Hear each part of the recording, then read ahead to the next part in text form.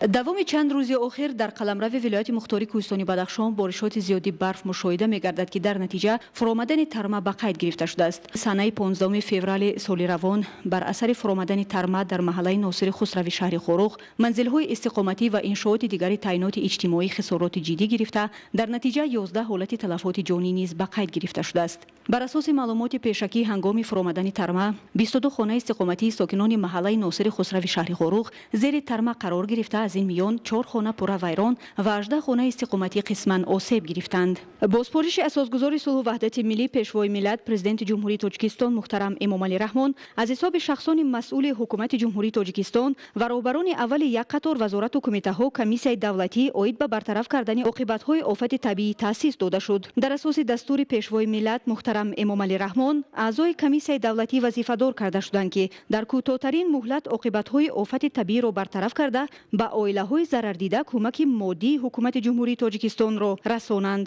дар ҳамин ҳол гуфта мешавад ки ҳангоми анҷом додани корҳои ҷустуҷӯӣ аз зери тарма 18 нафар бо ҷароҳатҳои гуногун бароварда шуда дар беморхона бистарӣ гардида, ҳамчунин 11 ҳолати фавт низ ба қайд гирифта шудааст. гурӯҳҳои раёсати кумитаи ҳолатҳои фавқулода ва мудофиаи гражданӣ назди ҳукумати ҷумҳурии Тоҷикистон дар вилояти мухтории кӯҳистони Бадахшон ва дигар ниҳодҳои дахлдор бо ҷалби техника дар ҷои ҳодиса қарор дошта бартарафкунии олатҳои фавқулода идома дорад.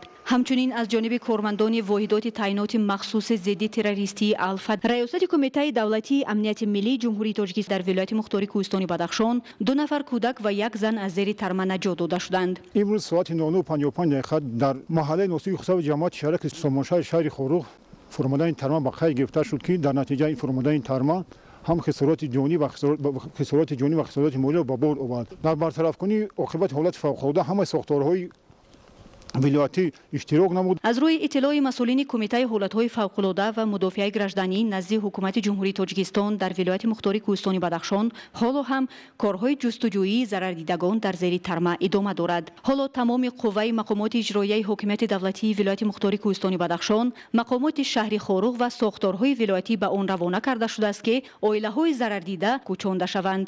барои коргарои амнияти миллӣ ва гурӯҳи алфа که امروز آنها مهنت کردند و 2 کودکی که برآوردند حیات دارند و زندگی دارند امروز به خاطر او که این مردک‌ها جان نگفته تای ترمه درآمدند این کودک‌ها را برآوردند. اتریاد اومدند و خودی امنیت اومدند یاردم کردند، خودشون بیل گرفتن به دست، لاپوتکه گرفته همشه توزه کردند.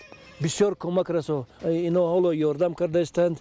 ما همین کارا قطعی одамои бурӯвардем. дар заминаи бартараф намудани ҳолатҳои фавқулода дар шаҳру нояҳои вилояти мухтории кӯҳистони Бадахшон таҳти раёсати раиси вилоят ситоди вилоятӣ таъсис дода шуд. аз рӯи иттилои раёсати кумитаи ҳолатҳои фавқулодаи вилоят, резиши барф дар шаҳру нояҳои вилояти мухтории кӯҳистони Бадахшон то чанд рӯзи дигар низ пешгӯӣ шуда, аз ин хотир аз сокинони вилоят даъват менамоянд ки аз ҳаракат дар ҷойҳои зери хавфи тармафуроӣ худдорӣ варзанд. бо супориши асосгузори сулҳу ваҳдати миллӣ пешвои миллат президенти ҷумҳурии Тоҷикистон муҳтарам Эмомалӣ Раҳмон раиси вилояти мухтории кӯҳистони Бадахшон ҷиҳати аз наздик шинос гардидан аз олу аҳволи нафароне ки бар асари тармафуроӣ ҷароҳат бардошта дар беморхонаи вилоятӣ бистарианд боздид намуд. лозим ба ёдоварист ки дар пайи боришоти бардавом шоҳрои иртиботӣ аз маркази вилоят шаҳри Хорух дар ҳамаи самтҳо имрӯзҳо муваққатан маҳдуд мебошад. тоҷинисои Файзуллобек, Муборакшои Рустам, шаҳри Хорух, ахбор.